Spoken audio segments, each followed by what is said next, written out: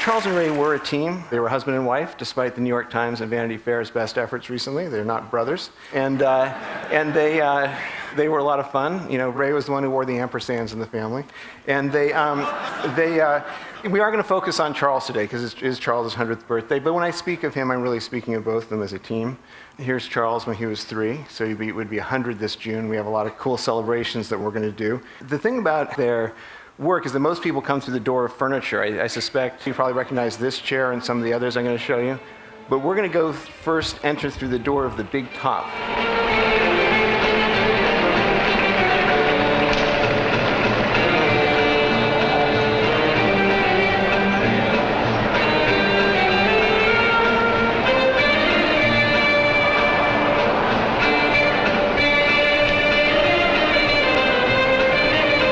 About this, though, is that, you know, why am I showing it? Is it because Charles and Ray made this film? This is actually a training film for clown college that they had. They also practiced a clown act when the future of furniture was not nearly as auspicious as it turned out to be. There's a picture of Charles, so let's watch the next clip. The film we're about to see is a film that they made for the Moscow World's Fair. This is the land. It has many contrasts. It is rough and it is flat. In places it is cold, in some it is hot.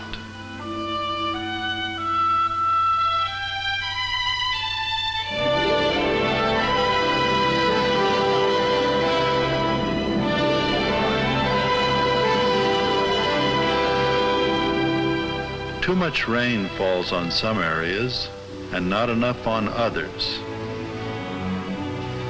But people live on this land. And as in Russia, they are drawn together into towns and cities. Here is something of the way they live. Now, this is a film that was hardly ever seen in the United States, and it's a 7 screens, and it was like 200 feet across. And it was at the height of the Cold War. The Nixon-Khrushchev kitchen debate happened about 50 feet from where this was shown. And yet, how did it start? You know, commonality. The first line in Charles' narration was, "The same stars that shine down on Russia shine down on the United States. From the sky, our cities would look much the same." It's that human connection that Charles and Ray always found in everything.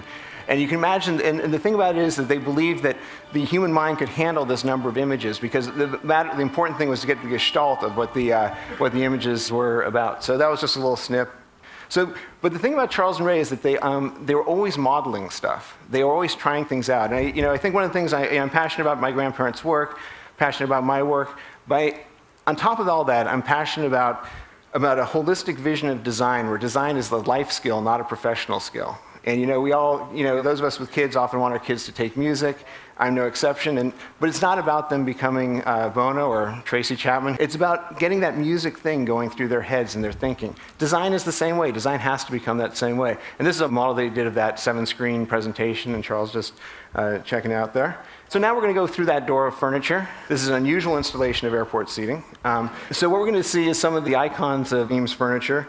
And the thing about their furniture is that they said the role of the designer was essentially that of a good host anticipating the needs of the guest.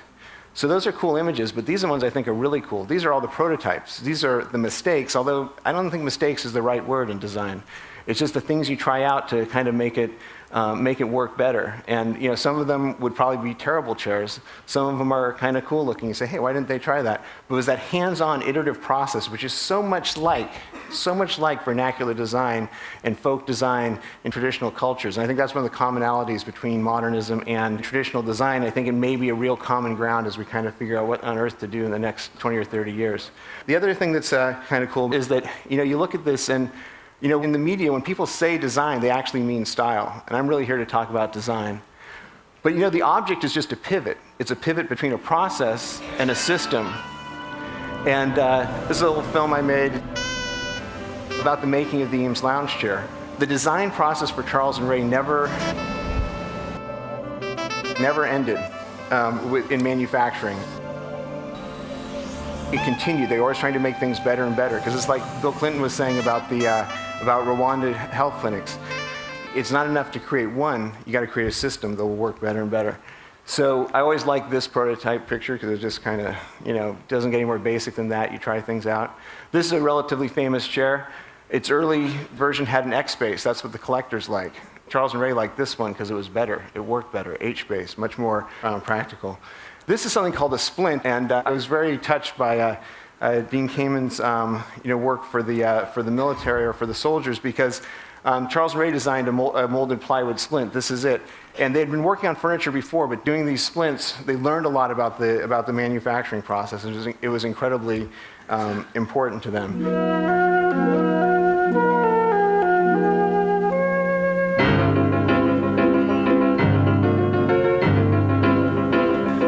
I'm trying to show you too much because I want you to really get a broth of ideas and images. This is a house that Charles and Ray designed. My sister is chasing someone else. It's not me, although I endorse heartily the fact that he stole her diary. It's not me. And then this is a film on the lower left that Charles and Ray made. Now, look at that plastic chair. The house is 1949. The chair is done in 1949. Charles and Ray, they didn't obsess about style for its own sake. They didn't say our style is curves, let's make the house curvy. They didn't say our style is grids, let's make the chair gritty. They focused on the need. They tried to solve the design problem. Charles used to say that the extent to which you have a design style is the extent to which you have not solved the design problem. It's kind of a brutal quote. This is the earlier design of that house. And again, they managed to figure out a way to make a prototype of a house. Architecture, very expensive medium. Here's a film we've been hearing things about. The Powers of 10 is a film they made. Can we watch the next clip? You're going to see the first version of Powers of 10, now we are beginning to see upper the left, tremendous cosmic form of the familiar Milky Way one lower right, galaxy, of which the Earth is such the a Eames tiny film tops invisible lower left, part. All the and stars we see from a Earth lamp belong that to Charles this one designed for a galaxy, church. which in turn belongs to its local group of galaxies. These form part of a grouping system, much as the stars do. They are so many and so varied that from this distance they appear like the stars from Earth. So you've seen that film, and what's so great about this whole conference is that everybody's been talking about scale. Everybody here has come at it from a different way. I want to give you one example. E.O. Wilson once told me that when he looked at ants, he loved them, of course, and he wanted to learn more about them. He consciously looked at them from the standpoint of scale. So here's a tiny creature, and yet simply by changing the frame of reference, it revealed so much, including what ended up being the TED Prize. Modeling. They tried modeling all the time. They were always modeling things. And I think part of that is that they never delegated understanding.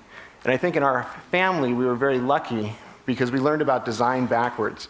Design was not something other. It was part of the business of life in general. It was part of the quality of life. And here's some family pictures. And you can see why I'm down on style with a haircut like that. But anyway, I always remember the cut grapefruit that we would have at the Eames house when I was a kid. So we're going to watch another film. This is a film, the one called Toys. You can see me, same haircut in the upper right corner. Upper left is a film they did on toy trains. Lower right is a solar do-nothing toy. Lower left is Day of the Dead toys.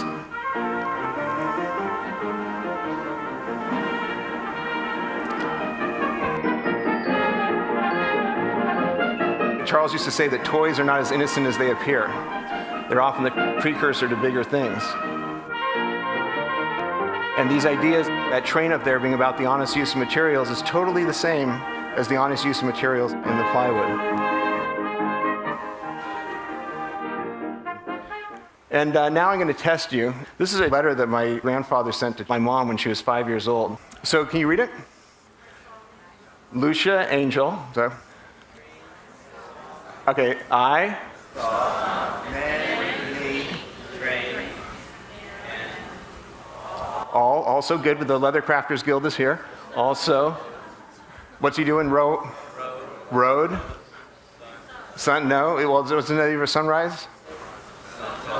Dawn. Very good. Also rode on one. Now, you've been to the website Dogs of St. Louis in the mid-1930s, then you'd know that was a Great Dane. So I hope you had a nice time, Matt. Citizen Kane, Rose. No, Bud. D's, right, at Buddies. Okay, good. So I saw many trains and also rode on one. I hope you had a nice time at Buddy's party. So you guys did pretty good. Cool. So my mom and Charles had this great relationship where they would send those sorts of things back and forth to one another. And it's all part of the, they used to say, take your pleasure seriously. These are some images from a project of mine that's called Chimerica, and it's sort of an alternative universe. It's kind of a reinterpretation of the landscape. Those plaques are plaques we've been installing around North America, and we're about to do 6 in the UK next week. And they honor events in our linear world from the fictional world. So, of course, since it's bronze, it has to be true. Let's do another verse. Chimerica, midwatermost, tumbling through. This is one of the traditional Chimerican songs. And so we have spelling bees in Paris, Illinois. Your word is N, Carolina. Yindiana. And then Embassy Row is actually a historical site, because in the Chimerican story, this is where the Parisian diaspora started and where their embassy was. So you can actually visit and have this three-dimensional fictional experience there. And the town has really embraced it. We did the spelling bee in conjunction with the Kiwanis Club. But what's really cool is that we take our visual environment as inevitable, and it's not. Other things could have happened. The Japanese could have discovered Monterey. We could have been born 100,000 years ago. And there are a lot of fun things. This is the Museum of the Bench. They have trading cards and all sorts of cool things. And you're kind of trapped in the texture of Chimerica, the Tehachapi, the great road-building culture, a guy named Nobunaga, the so-called Japanese Columbus. But now I'm going to return you to the real world. And this is Cranbrook. And I got a real treat for you, which is the first film that Charles ever made. So let's watch that. Nobody's ever seen it. Cranbrook was very generous and let us show it for the first time here. It's a film about Maya Gertel, famous ceramicist and a teacher at Cranbrook, and he made it for the 1939 faculty exhibition. Silent, we don't have a track for it yet. Very simple, it's just a start, but it's that learn by doing thing. You want to learn how to make films? Go make a movie. And you try something out, but here's what's really great. See that chair there, the orange one? That's the organic chair, 1940. At the same time that Charles was doing that chair, he was doing this film. So my point is that this scope of vision, this holistic vision of design was with them from the beginning. It wasn't like, oh, we made some chairs and got successful, now we're going to do some movies. It was always part of how they looked at the world. And that's what's really powerful. I think that all of us in this room, as we move design forward, it's not about just doing one thing. It's about how you approach problems. And it's this huge, beautiful commonality between design, business, and the world. So we're going to do the last clip. And I've shown you so many images. I just want to focus on sound now. So this is Charles's voice. In India, those without and the lowest in caste eat very often, particularly in southern India, they eat off of a banana leaf. And those a little bit up the scale eat off of a sort of a low-fired ceramic dish, and a little bit higher why they have a glaze on a thing they call a tali. If you're up the scale a little bit more, why a brass tali. And then things get to be a little questionable. There are things like silver-plated talis, and there are solid silver talis, and I suppose some nut has had a gold tali that he's eaten off of.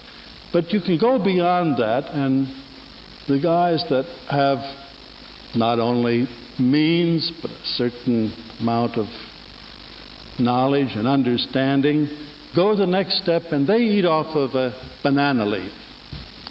And I think that in these times when we fall back and regroup, that somehow or other the banana leaf parable sort of got to get working there, because I'm not prepared to say that the banana leaf that one eats off of is the same as the other eats off of, but it's that process that has happened within the man that changes the banana leaf.